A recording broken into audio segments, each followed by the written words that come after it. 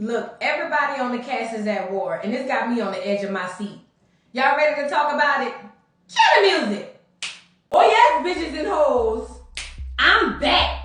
I'll drop a player like it's nothing, it ain't working out. Now no debate or fuck discussion, bitch, I'm walking out. My time is money, I ain't loving, let you toast it out. Flip my weave and walk it out, look how I just bossed it out.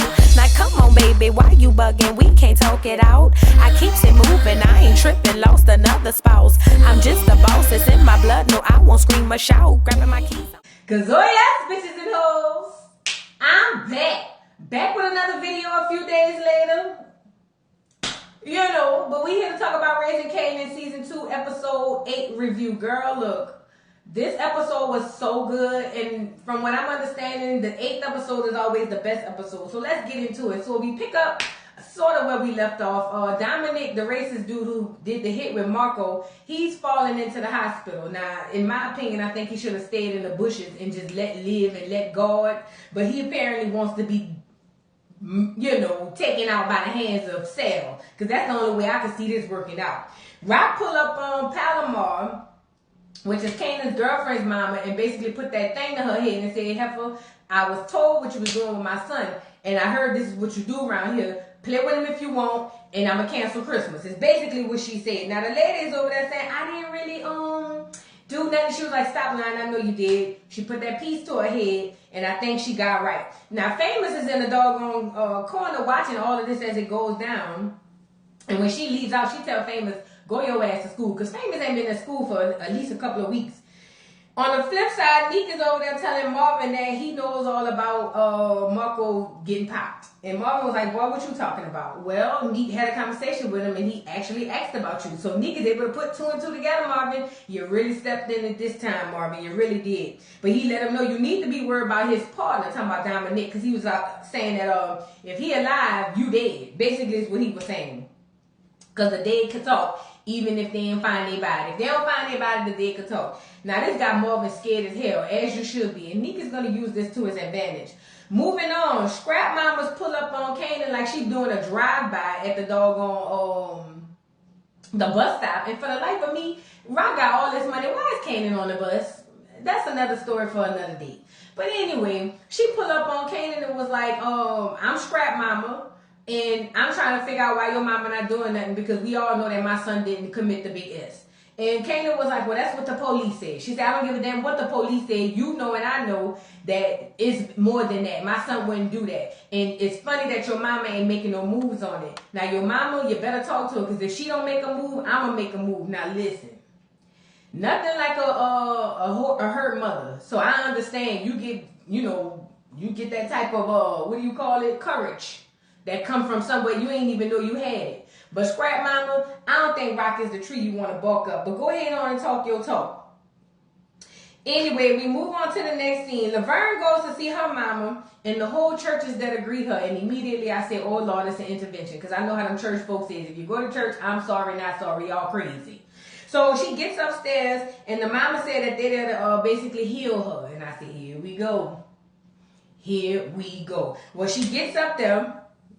And when she get up there, they sit her down and they play this video of a heterosexual couple having engaging in intercourse. And the preacher was saying, see, these people are married, so it's okay. But then they showed a homosexual couple, which were 2 lesbians, engaging in intercourse. And child, when they strapped that girl hands down to that chair and started hitting her, telling her they wanted her to be clean and be, clean of sin and all this stuff, girl, I lost it. This was the most cringe scene I've seen on Power, period.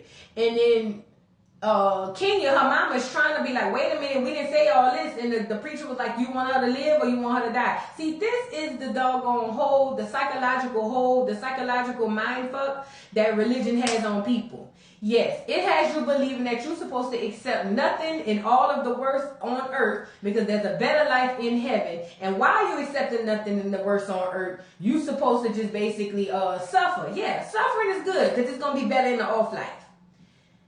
And it causes you to do horrible things to your kids, your parents, your family members.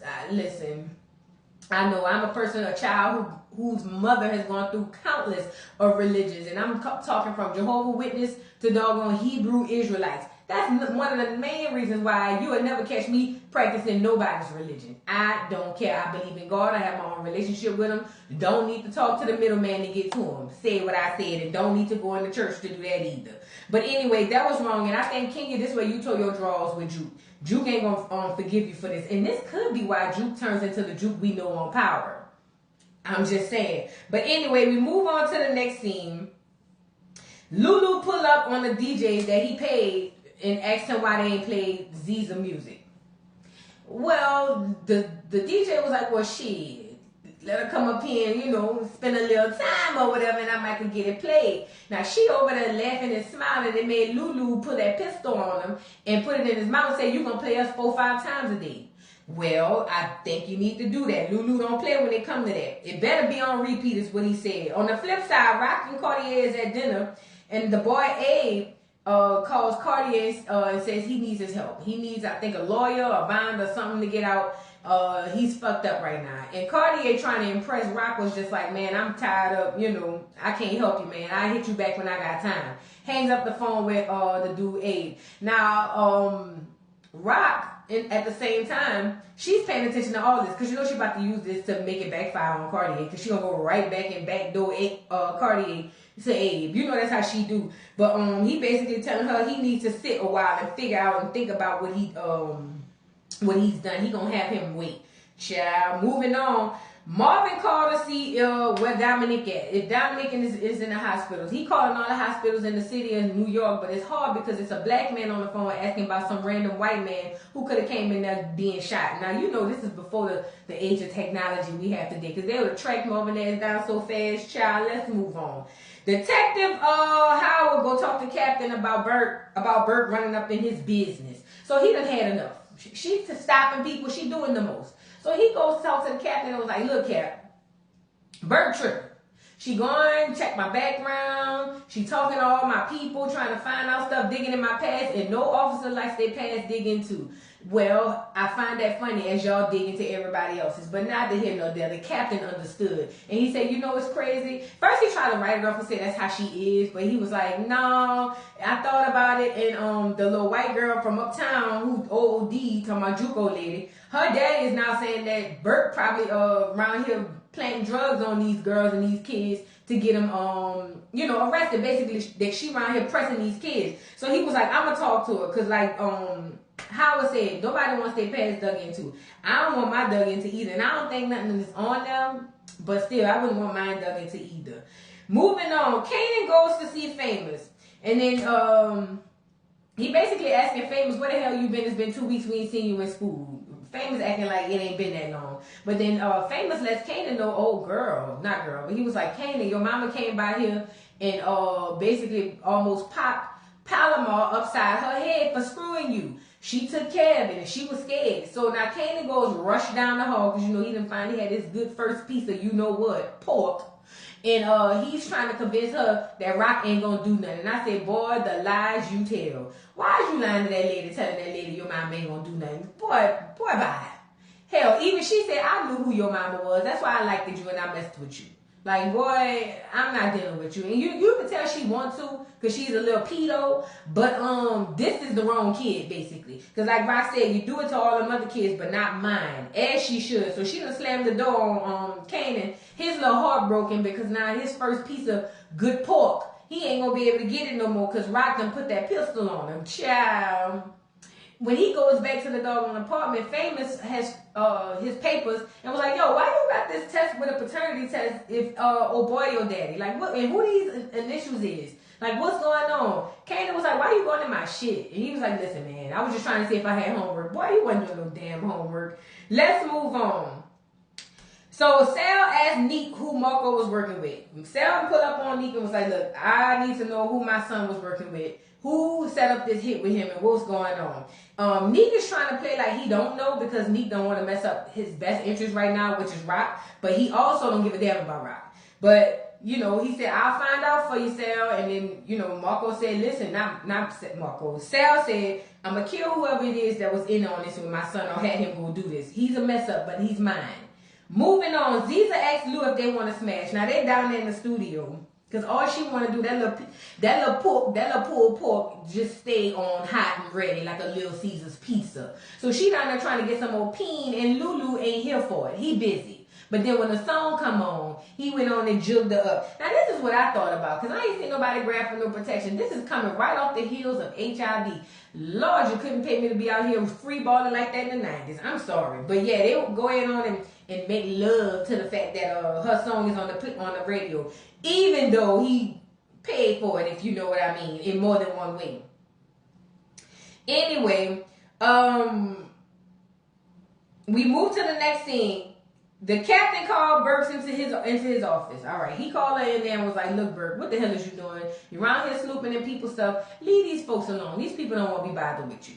And she was like, "Well, I was just trying to do my job." He said, "Didn't I tell you last time we had a conversation that this is the last time and the next time your ass is going to be fired?" She go to try to say something. He told her, "Look, this is it.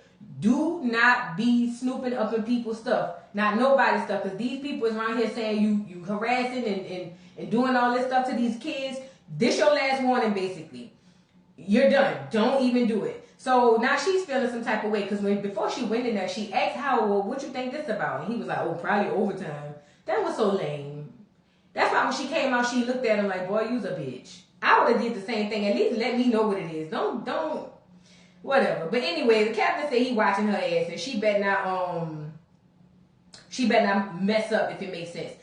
On the flip side, Kanan meet up with Rock at the new house. Now she wants to show Kanan his new house, and Kanan was like, "Nah, I'm good being on the south side.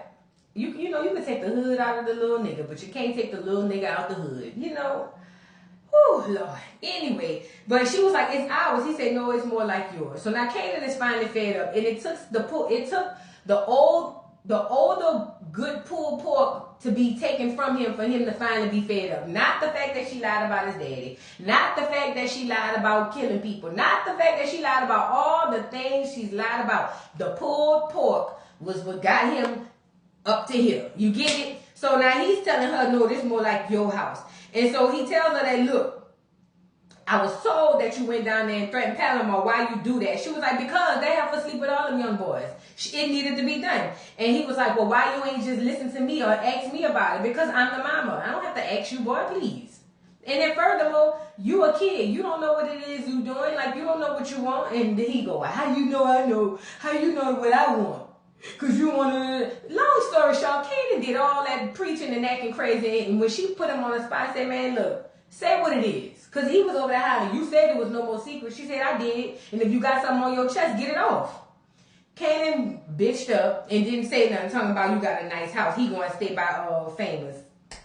Kanan, you missed your chance. Maybe you need more clarity from your daddy. The real one, at least. Anyway, let me move on. So Sal found out that Dominic was the person that was with his son Marco. So now he was just like, "I knew that fuck up would have been the one with him." He was like, "Find him," and when I found him, he did.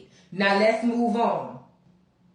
Marvin finds Juke burning her clothes in the backyard, because basically after that whole terrorizing night that she would never ever get over, and I can understand completely why, with her crazy mom and them crazy pastors, while they over there slapping the hell out of Juke hands and condemning her for sin. Meanwhile, the pastor and the same women in the back with their Bibles that's praising and singing and humming is probably back there on the knees in the pews giving the pastor some pastor head. That's probably what's going on, because that's what happens in them type of churches. Or they end up touching on the young girls, because that's all the boys too. That's how it be in them churches. Debate your mom. If it ain't your church, it don't apply. If it don't apply, let it fly. But for the majority of them, that's what goes on inside them churches. More sinning inside than outside.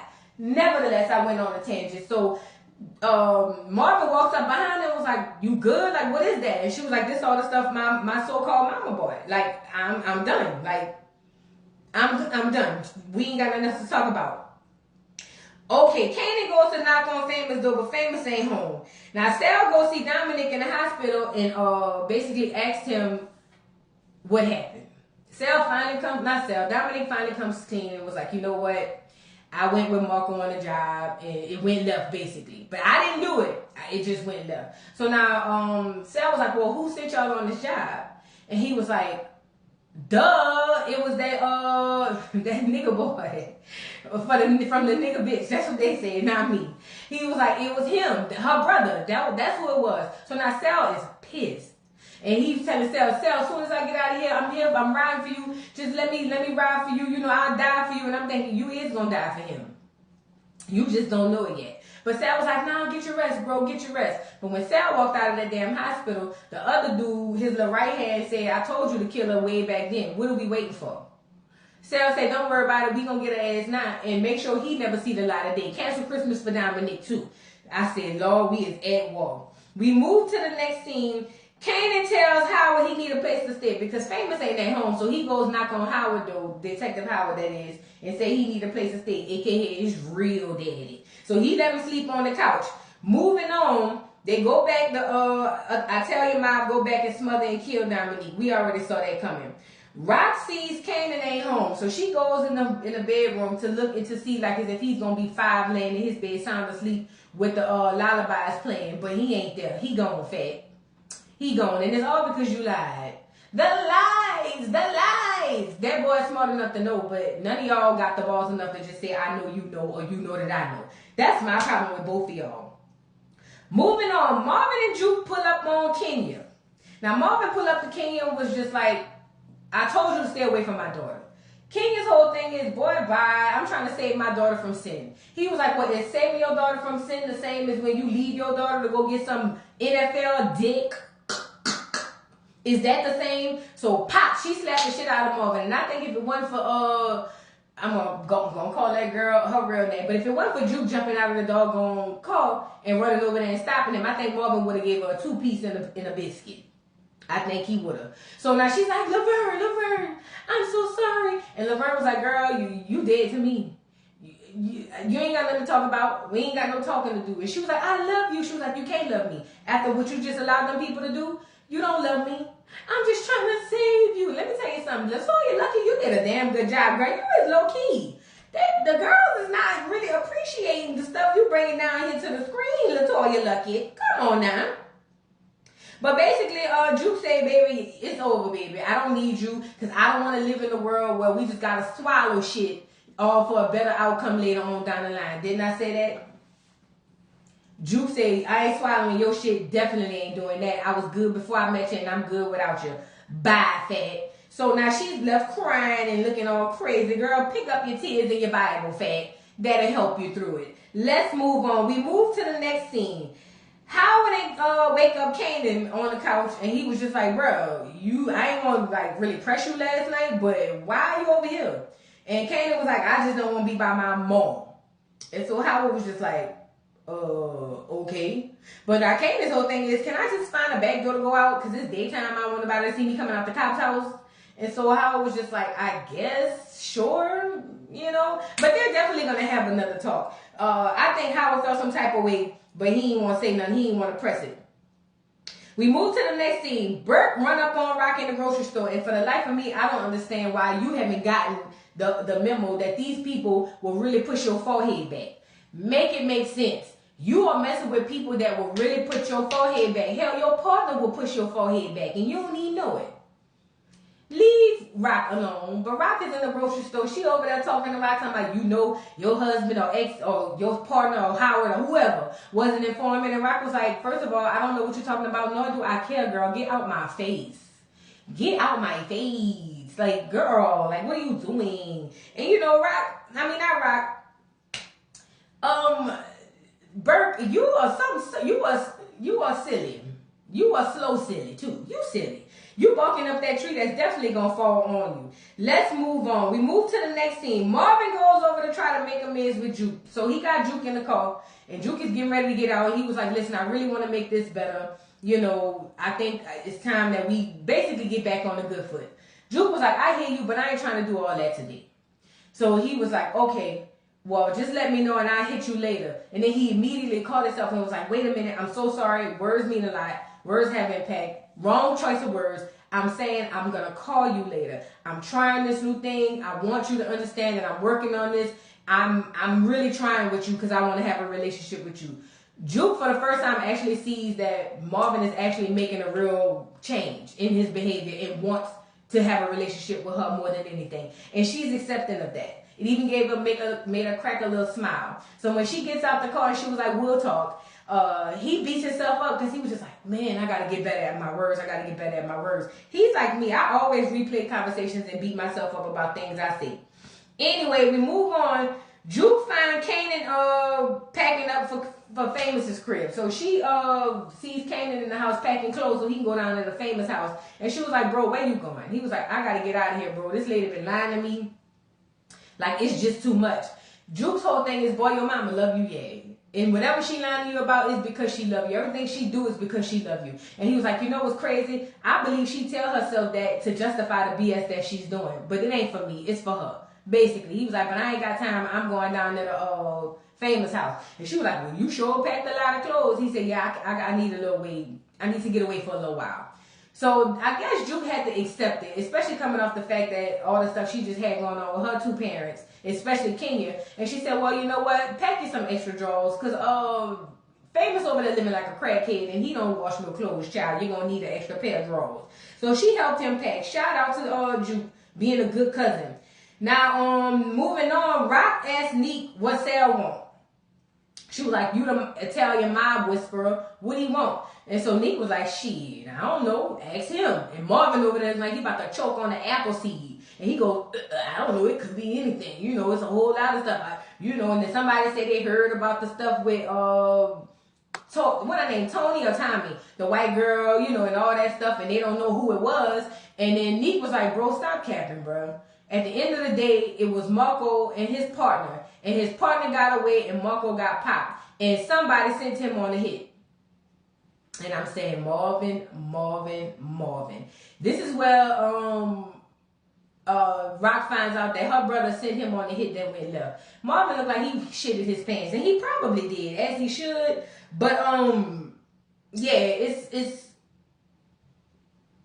yeah. Let's move on. Kanan reads the personality test because I guess he needed confirmation since doggone Famous had gave it to him for him. Moving on, Rock pull up on Sal at the bowling alley, and at first they're very cordial. They talking about, things they did for love in the past, and, she was like, I played on a tennis court. Oh, no, he said he did tennis for a woman he wanted, and then he ended up marrying her, and she said she did something, and, whatever, they played on that. But Sal's whole thing is, listen, Fat, your brother sent my son on basically a death trip. And he ain't make it back. Now in the Italian world, it'll be a son for a son. But see, your son's still young, so I'm gonna let him live. But your brother gotta go. Rock was like, first of all, since your son is just a fuck up and he don't know what he doing and he got caught up on some shit, that ain't my brother's fault. He got paid to do a job. He didn't do it right and he got popped. That's the game. Sal was like, listen, girl, I'm trying to compromise with you because the way this really would have went down would not be me even having a conversation. And she was like, I said what I said. I'm not doing nothing to my brother. Nothing happening to my brother. Whatever money or whatever I need to do to pay you to make this right, we could do that. But I'm not giving up my brother. Because, she did say family over everything at any cost.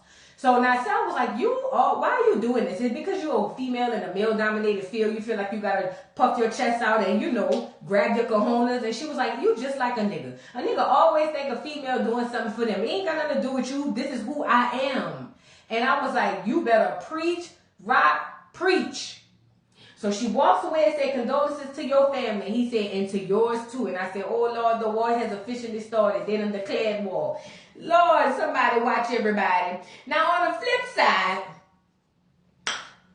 the cops found Crown Body.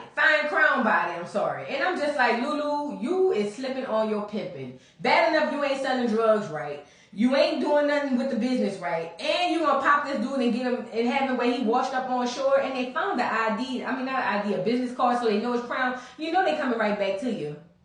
Lulu and Marvin, let me tell you something. I just want to say this. Out of all of the men that are surrounding Rock, Rock is the most underhanded, but she is the most intelligent when it comes to this game. She got more people bringing down her ship than helping her stay afloat. That's just my opinion. Between her brothers, hell, even Kanan at times, they all gonna bring her down. I think it should be a gang of all women. All women running a whole successful mob. Because see, men don't they think they're more logical, but apparently they not. Moving on, Marvin pulled up on Miss Renee, leaving her class to ask advice on some good stuff. Because he said, I always came to you with the bad stuff, but you know, I want to come to you with something good. And she said, you know, I'm so happy to see you. And at that moment, I felt her pulled pork was probably quivering because she'd been looking for him for a while. You know what I'm saying? But Marvin was like, you know, I'm having some good times with my daughter. I'm going to need advice on how to move forward. So she was like, well, that's fine. So he was like, let's go walk and go somewhere and have a conversation. So as they walking, the two Italian guys pull up behind Marvin and was like, hey, yo, Marvin. And Marvin turned around and they shoot. Now, both of the people fell. I don't know who got popped. If you ask me, in my opinion, I don't think Marvin is popped yet. And if he is popped, he ain't dead. I believe it's probably Miss Renee.